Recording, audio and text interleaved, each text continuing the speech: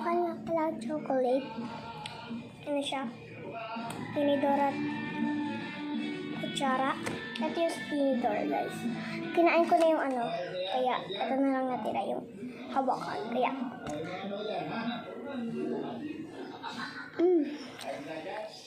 sarap.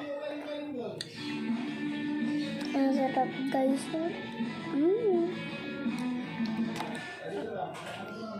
Ang bulog.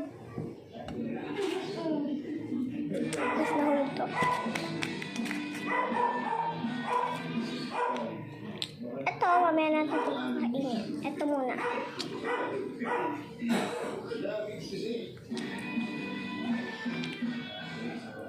Ang sarap.